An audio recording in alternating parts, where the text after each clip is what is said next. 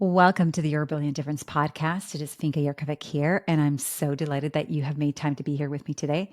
Today, we're going to talk all about the 5 lessons I have learned over the past 6 months as we are hitting the halfway mark of 2024. And so the purpose of this episode is number one, I want to give you an update as to what's been going on behind the scenes, things that we are celebrating that we're really excited about, and some of the things that we're learning along the way. And so I want to offer you these 5 lessons. Also, as part of those 5 lessons, that you walk away with either inspiration to keep going. If you're feeling a little in turmoil or in a little bit of a valley, that you're not alone. I'm with you. So this will give you an opportunity to find some inspiration to keep going. But, I want to give you some shortcuts. So if you're kind of on that same path or something similar, you can pick up from my 5 lessons that I'm going to offer you today. The whole point is, let me give you a shortcut so you don't have to take as long as I am with certain things that I'm working on. So that's the other reason that I wanted to offer this for you. And if you are just kind of trudging sounds like it's heavy and hard, but trekking along, and you just need some validation that you're heading in the right way and that you just need that confidence boost to keep going. Guess what? That's what this episode's all about. So let me give you a high level as to what are the 5 lessons I have learned so far. And then I will dive in to give you double click on each of those 5 lessons, but also an update on some of the things that the high points and some low points of what I have been experiencing over the last 6 months as we are in 2024. And there's lots going on. There's lots going on in the world. There's lots going on in our personal lives, let alone in our work and in our business. So, the 5 lessons that I want to talk to you about today is number one. The first lesson is all about these, when you start a new year, there's like this new year, new you, fresh start, and new habits. And so I want to talk to you a little bit about what I've learned about implementing new habits. The second lesson that I want to talk to you about is about that habit that I implemented in lesson 1.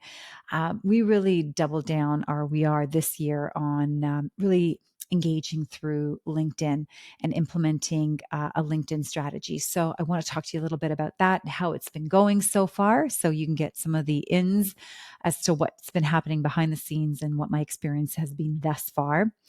The third lesson I want to talk to you about is finding work you love. I do a lot of work that I love, but I realize that there is something that I deeply love that I've been missing out on over the last little while. And I want to tell you more about that and hopefully give you some inspiration as to how you can find that work that you love. The fourth lesson that I want to share with you is, we talk a lot, obviously we do, because this podcast is called Your Brilliant Difference. But the sense that your brilliant difference is a constantly in WIP. And WIP is something that's on a financial statement, work in progress. It's a form of talking about inventory on that balance sheet. But WIP, it's always in progress, work in progress, work in progress. And like a financial statement, it is an asset. It is something that you're working on. It doesn't discount the value that the fact that it's a work in progress. So I want to talk to you about the reflections I've had on my brilliant difference and what I've learned over the last little while. And then finally, the lesson that I want to talk to you about, number 5, is all about making open space in your calendar, in your schedule, and how important that is. So if you're struggling to find space because you're working so hard and you've got all these demands at the office or in your business, and you're like, I'm struggling, I can't figure out how to make some space. My intent is that you take this episode and you're like, all right, as we embark on Q3 and the second half of 2024, that you find some motivation to block some time in your calendar to create open space, take some time off. But I'll talk about that in a moment. So let's actually first, I'll kind of give you an overview as to some of the high points and the lows that I've experienced over this first 6 months of 2024. One of the things that we did in 2024 earlier this year was a rebrand of the podcast. And the podcast for me has been a creative journey, something that I started as an experiment with a real commitment on making sure I did the podcast. I remember allocating that I'm going to do 100 episodes before I decide to bail or do anything differently. And I'm really, really enjoying the podcast. So I love doing this. This year, we've amped it up by adding a YouTube video channel. So if you're listening in and you're like, I want to just watch and hang out with Finka, subscribe to our YouTube channel, so we can connect there and you can add comments and I'm in there checking and we get to connect at another level. And you get to see me and hopefully one day I'll get to see you. And so with the podcast, that was a big deal for us, really, evolving the work that we are doing, the impact that I know I want to be having, how I want to be serving you, and where I know my zone of brilliance lies is helping you discover your brilliant difference and implementing and actualizing on that. And so that's the work that we've really focused in on the podcast. As a result of that, over the last 6 months, we've hit 21 new episodes. This episode is episode 156. So I'm really happy and excited that, we've been in here for 156 episodes and we are going strong. In addition, with the help of Ryan, she's been an incredible asset to our content creation and content marketing team, producing another 14 new blogs, plus amazing resources that go alongside our podcast episodes and our blogs. And I'm going to tell you about them. So if you haven't yet checked them out, you're going to need to go to finkainc.com/resources, and you're going to see all the ones that we've created over the last couple of years. However, I'll say actually the last year, Ryan's been pivotal in really collating our content and really putting in a beautiful form for you to enjoy. So what you'll find in our library, you'll find so far this year, we've created the 2024 Transformational Selling Business Planning Toolkit. So you can get access to that. The Influence Stack Framework, which is episode 154 and 155 we just did for you guys. I love that content. If you're someone who is looking to amplify your voice in the corporate space and you're looking to connect and be seen with, visible with senior leaders in your organization and really communicate in a way that's going to resonate with them, you've got to check out the Influence Stack Framework. We also created the Flow template and the Imposter Solution Guidebook. So if you're looking to figure out how you can find more flow and ease in your work, but also overcome those interior, the noise and the self-doubt and the self-critical voice that we have inside of us that kind of holds you back. Not kind of, it does hold you back from putting yourself forward in your leadership and your impact. You've got to check out those resources. And then we did a webinar. So I delivered this webinar back in April around workplace engagement. And we've got some really great tools around that, around the workplace engagement tool checklist, the top workplace trends, as well as the Your Brilliant Engagement strategy. So there's like tons of content there. So if you're looking for more influence, business planning, or creating more workplace engagement, head on over to finkainc.com/resources and you have access to those in addition to all the selling and coaching resources that we have created for you. So one of the things we love to do is create content and really put together insights and information for you to make the way you communicate, the way you connect, the way you collaborate with your team and your clients in more impactful ways. And so we're always open to ideas. So if there's something that can you make us a tool on this or a framework for whatever on presentation skills or on more on influence, whatever those topics are, please send them in to us. We want to know, I want to know what is top of mind for you. So I'm making sure that I'm creating content that's relevant and resonates and it's going to be useful for you. I don't want to be making stuff for you that you're like, oh, this is not so useful. But if there's something you want me to make for you, tell me. We want to make it for you.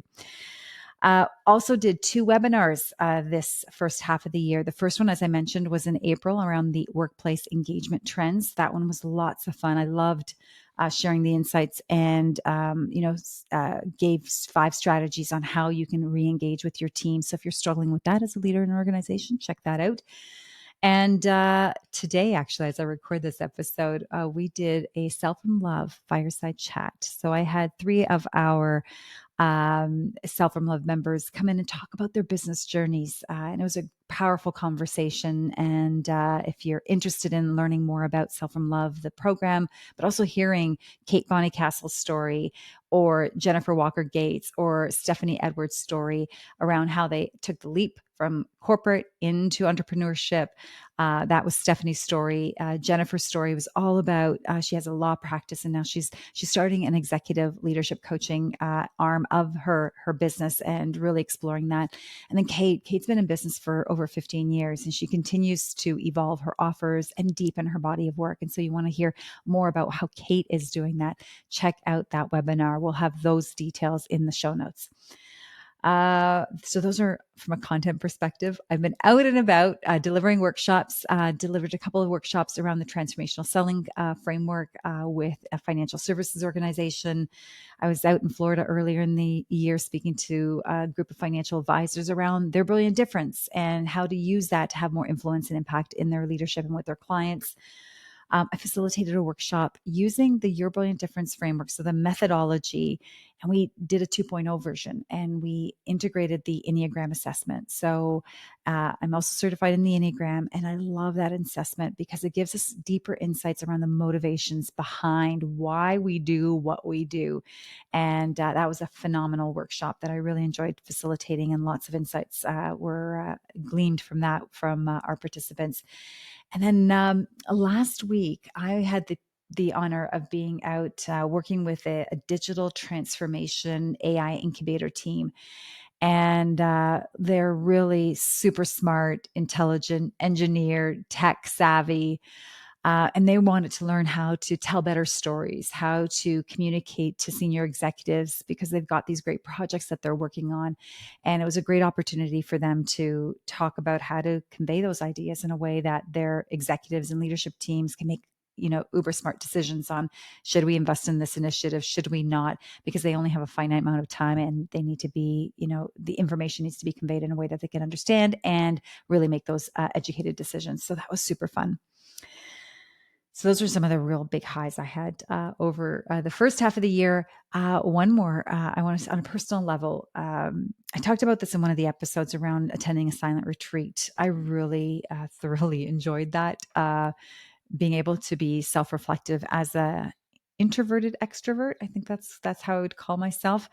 I really, and then I will also say, as I've gotten wiser in my years, or more older, or whatever, more mature, more seasoned, there's a value in, you're not the rush and the hustle, and that's there, and managing through that. But there's this place of really respecting the pause and taking time to reflect. And what I really appreciated was taking those few days to sit in silence and reflect on my own spiritual growth and development and commitment to my spiritual faith. And so that was really powerful for me. I'm also part of another business development mastermind type group. It's called Strategic Coach. And so I'm attending workshop 2 tomorrow. So I'll be participating that tomorrow, but I attended workshop 1 in January. And so that was really great, learning lots about business growth, development. Again, I'm a lifelong learner, so anywhere I'm a sponge for that. So that's again another high for me for this so far this year. If you haven't noticed, I did a photo shoot. I've got some new pics. I love that experience. It was so much fun. I'm going to do that again in the fall. I just have to do it again this year. It was really fun being able to, something about, there's the dressing up part and, putting yourself out there in that way. But it was, I don't know, just flexing muscles in different ways. So that was fun. And I'm going to do it again towards the end of the year. And then I went to Kentucky. That was cool. We went to watch a horse show. So again, doing more time out. It was one of the best trips I can say that we've experienced. My daughter and I, a couple of horse moms, and so 3 horse moms and their, horse fanatical girls. We drove down to Kentucky and watched a phenomenal horse show. So that was really cool. So low points. So those are all my high points. And there was a lot of them. And I'm going to share 2 low points. I didn't have many, but these 2 really stuck out. Number 1 was in April, I got sick. And I was down for about a week. I watched a lot of movies. Actually, not a lot. I watched 5 movies. There's some moments I was so sick I couldn't even watch movies. So you know how sick, that when you're feeling that sick, you can't even watch anything. I ended up with a sinus infection that triggered a massive migraine for 5 days straight. And it was painful, and so painful that I cried. And I did not like that. It forced me to sit on the couch and just chill, but not the way I wanted to. And what I learned from that was there's like life still goes on, like business, everything kind of still kind of trucks along. Thank you, Ryan, and the team for like just keeping everything going smoothly while I was recovering and coming back to myself. And it just, again, one of the things is just reminding to take care of ourselves. But that was sinus infection, not so fun. So that was a low. The other is we've been doing so much work here, really putting together quality content, being present on our social channels, delivering 5-star um, content like trainings and workshops and things like that. And you know how when you're doing all this work and I like to call in your ABCs, your activities, your behaviors, and your call to actions to generate business, and I want to serve more people, I want to bring more value, and then you're not immediately seeing the reward, and you're not immediately seeing the payoff yet. So it's about being able to sit in that gap, that moment of you're doing all this work, putting work out there, doing all the things that you need to do to market, sell, develop relationships, show people how you can serve them and help them, and then it's not yet turning around so quickly. And so that has been that sort of place of, there were pockets of that over the last 6 months that I had experienced. And I know, it's funny because this type of work, it's like when it gets busy, it's super busy. And when it's not, it's kind of, you got to keep moving at it. And it was enjoyable to be able to, at my best, not, to enjoy the moments when there were those lulls, to really, and that's why we've been able to put out so much wonderful pieces of work, which we will continue to do, even as things start ramping up, because we are facing a really busy second half of the year right now. And so that gap, I think that's managing that gap, and continuing to trust that the activities, the behaviors, the call to actions that we're putting in place are the right ones. And we're always working and reworking things. So those are things that I'm learning, to continue to learn on how to navigate the gap when you're putting stuff out, whatever it might be. And you're waiting for some form of reflection or reciprocation to come on the other end. So I don't know if you can resonate with that, but that's where I'm at. All right, let's dive into the 5 lessons that I want to share with you. So, lesson number 1 is new year, new you, new habits. So, one of the habits that I implemented in 2024 was really increasing my engagement and presence on LinkedIn. And so we are posting more, I'm engaging more, and I was really excited about this new habit. But with new habits, they're new. And it takes time to implement and integrate them into, an engine that's already been working and working really well. And now all of a sudden you put this new thing in, like posting on LinkedIn and engaging every day and attempting to, comment and engage and build relationships on this online platform. And then you get busy, and then you realize, wow, it takes a lot more time than you anticipated it would. All of those things. And then you do it for 3 days, and then you forget for a day. And it's like, so again, new habits. When we already have a system in place of things that we're already doing, some things working and some things not, but they are habits. It is hard to integrate something new. And so that was what I learned over the last 6 months, that even though I really, really wanted to be more consistent and committed to my LinkedIn commitment of showing up and be engaging on that platform, we're not light switches. So you can't just turn on and off like, oh, here we go, new habit, turn on.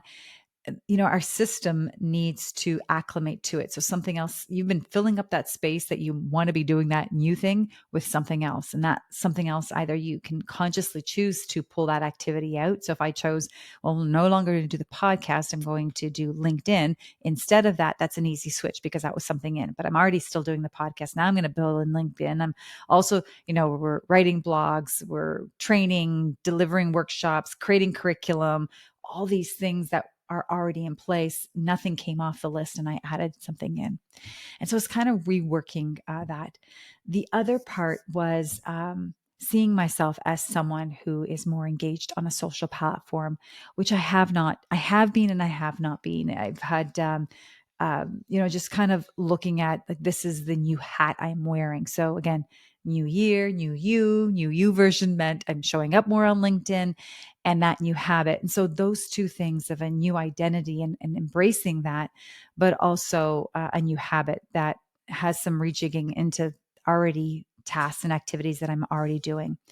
Why I share this with you again is to be kind to yourself as you implement new things, as you implement new behaviors, new activities, new tasks, that there is an acclimation time that we're priming ourselves to become that version of ourselves that we see ourselves becoming. So for me, seeing myself as someone who is actively engaged on LinkedIn and really being able to deliver value and connect with people on that platform, that's very important to me this year. As a result, I may not always be consistent. I may not yet, do it the way I wanted to do it when I intended it to do it, but I know I'm working towards that goal. And so that's that lesson that I want you to take away from this, is that even though you wanted to start something in the new year, it's not too late. We're still in June. You are still have a whole lifetime ahead of you to build this thing in.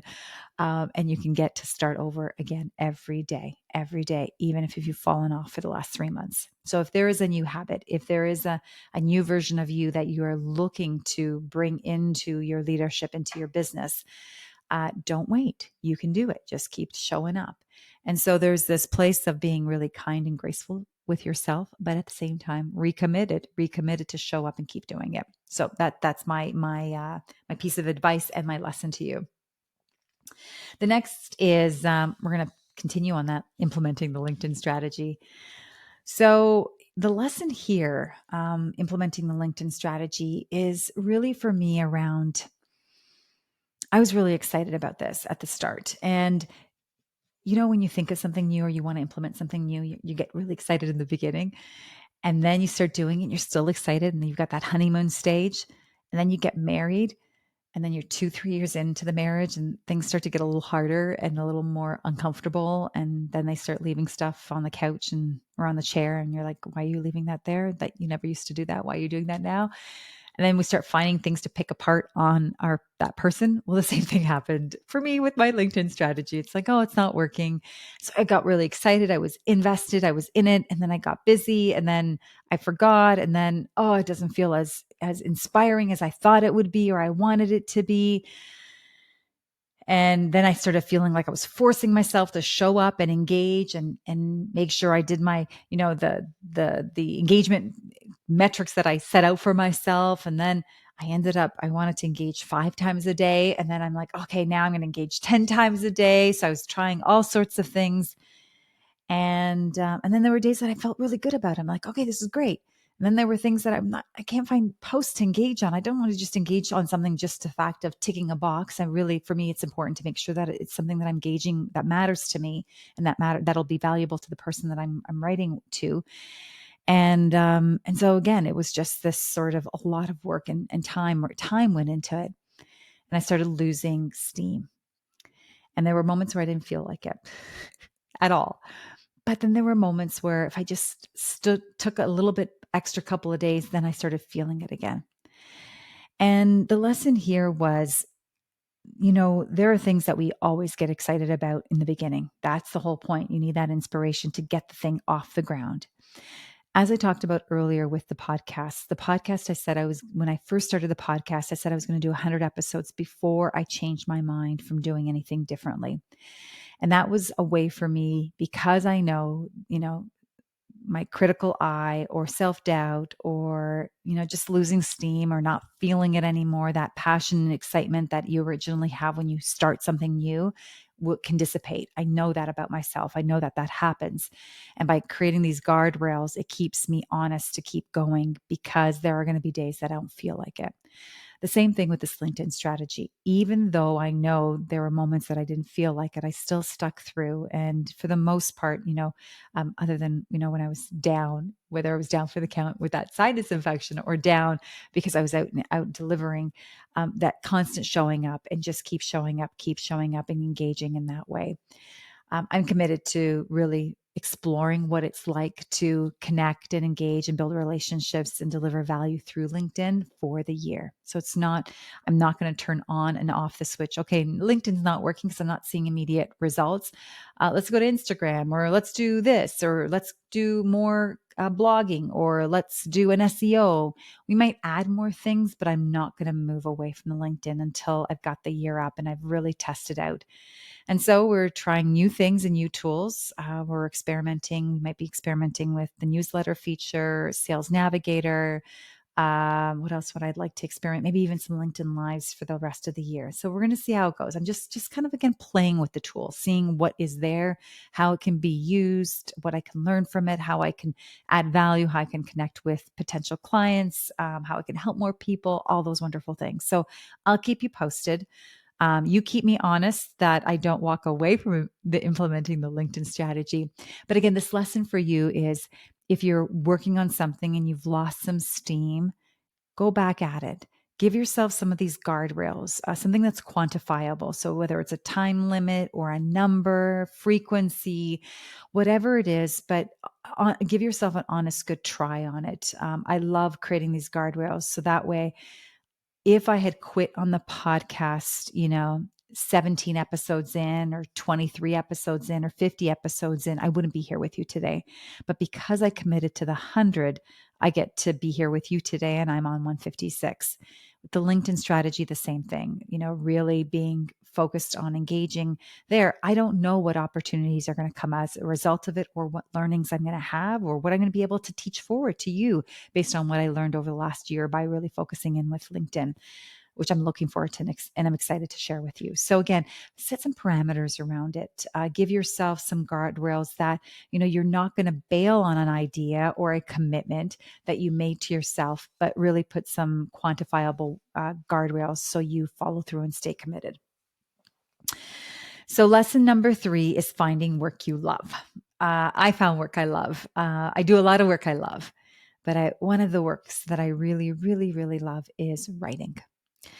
And, when I wrote the book, I really had the opportunity to focus in on writing, and that was really great. Loved it because it filled up my cup every day that I wrote. And then this past, I'm going to say we're on volume 7. So we created a newsletter. We thought that we've been creating so much material, a blog, a podcast, resources, webinars, that sending out an email on a Monday and a Wednesday and a Thursday and a Friday, we were overwhelming our subscribers. Now, if you're not a subscriber, you need to subscribe. So head on over to finkainc.com to subscribe to our email newsletter. And our newsletter is chock full of resources and wonderful goodies.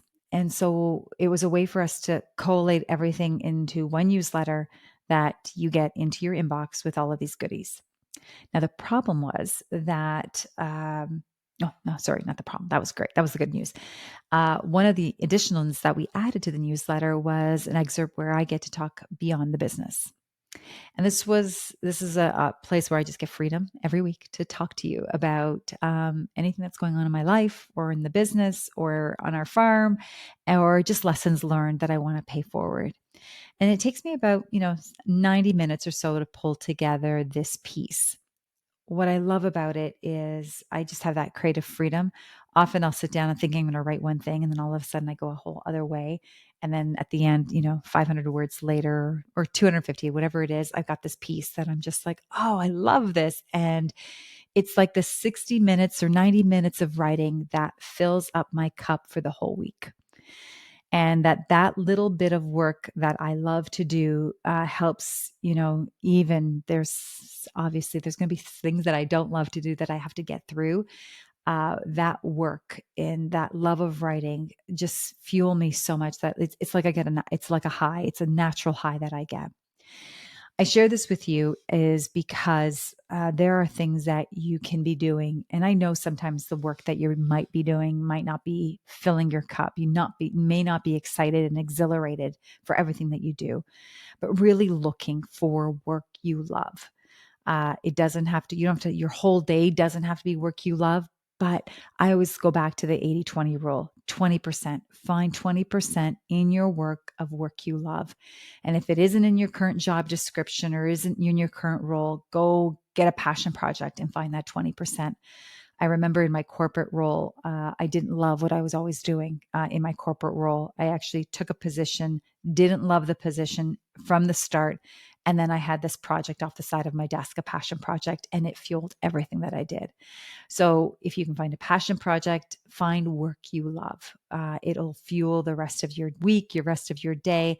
And as a result, you'll start finding more of that work you love. So for me right now, I am tinkering with a writing project. We won't yet call it a book, but I do see that in the making.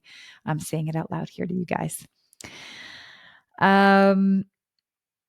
Lesson number 4 is all about your brilliant difference. As I said, your brilliant difference is a constant work in progress, that it is something that you are working constantly. As you are out in your work, you are um, using your brilliant difference. I hope you are. If you're not, it's probably also not creating the biggest impact that you can be. You probably also aren't doing work you love. So that's a great way to find work you love, is hone in on your brilliant difference so you can figure out where you can add the most value in the work that energizes and fuels you and has that most impact.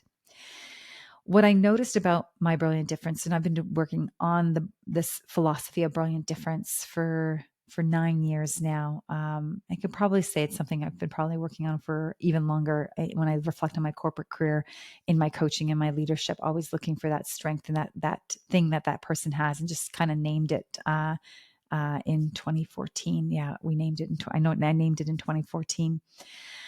But last week I was doing a workshop and there was this moment where like, oh, that's my brilliant difference in action. I see it. And I went and I wrote it down. And we don't often we don't pay attention at all to how we are in action with our brilliant difference. And what I want you to pay attention to is be that observer, be that fly on the wall when you're working with your clients, when you're working with your team, paying attention to what are the ways in which you think differently? How do you solve problems? How do you pitch an idea? How do you brainstorm? What are some of those ways in which you add value that no one else does in your own unique way? And that just take that observer point of view. And so now I've got this ability where I can detach myself from myself. And so I can kind of watch myself in action and then I can point out. And last week, particularly while I was delivering this workshop around influence and presentation skills for people in the tech world, who, are very super smart and understand their business, how they can convey it in a way that others will understand it and really connect and resonate with their work. I was able to see how I was able to easily put frameworks together, make it very practical and very experiential with this particular group, even though I didn't know everything about their business. And that was a way for me to see my brilliant difference in action. So again, I want you to go out and pay attention to your brilliant difference. Pay attention. Be that observer. Watch yourself as you are working with your team, as you are solving a problem. Maybe you're putting up proposal together or a business case or a PowerPoint presentation. Really pay attention to how you are doing your thinking, your solving, your brainstorming. And then finally, lesson number 5. Lesson number 5 is all about making time for open space. One of the things that I've struggled with over the years is making time for open space. I love my work so much that it doesn't feel like work. And you may feel the same. I hope you do. But we do need time. We need time away from the work. And one of the lessons that I've learned over the years, and I've really practiced and instill in my scheduling, is to block out my open space in advance of my schedule getting booked up with projects, tasks, client workshops, meetings, coaching, all those wonderful things that I get to do, which is fabulous. But if I don't take time away from that work, I don't get the time to reflect, do the ideation that I need, to think about my thinking, to think about the ways in which I want to help my clients, how I want to create my custom personalized training solutions for them, all those things. That's what that open space does. I think about the information overload that we are in. And if you're using tools like ChatGPT, there is a wealth of information available to you. And if you get really good at prompting ChatGPT, you're going to get some really good responses. What I noticed using those tools is that I feel again that I get overwhelmed with more information, and I get overloaded. And I feel energetically not aligned. And so taking a break off the technology. And for me, I live out in the middle of nowhere. So I have, a forest and get to go out for walks and got horses and animals and nature that I get to connect with. So I feel very privileged to be able to do that. But we can do that anywhere, to really disconnect from the digital world and be in real life. Um, Out there, breathing fresh air, connecting to nature, and creating open space. So that's one form of open space. Another form of open space is taking quiet time for journaling, quiet time for meditation. Really, again, withdrawing from the world in some way for you to create space for yourself to think about how you are thinking, what you're thinking about, what's important to you, where do you want to go, what direction you want to be heading, what are your values, what's important to you, especially as we are at this midpoint of 2024. The other form of open space is literally time off, vacation time, whether it's retreat, time with your family, your friends, like just get off of work. You get to come back more re-energized, refocused, re-engaged as a result of it. And so um, I can't, say more. I want to say more about it, taking time away, whether it's your hobbies for your own spiritual growth and development, your physical health and well-being, vacation time, friends, family, favorite pastimes. Don't give all of yourself to your work because the rest of the world needs you and you need the rest of the world, even though our work really, really matters. So that's it in a nutshell. Those are my highs of so far of 2024, plus a couple of low points and the 5 lessons that I'm going to leave you with. I'm going to summarize them here for you. So lesson number 1, new you, new year, new you, new habits. It's not too late to restart any of those habits that you were thinking about at the start of 2024. We're only at the midpoint and we're always priming ourselves to get into those new habits.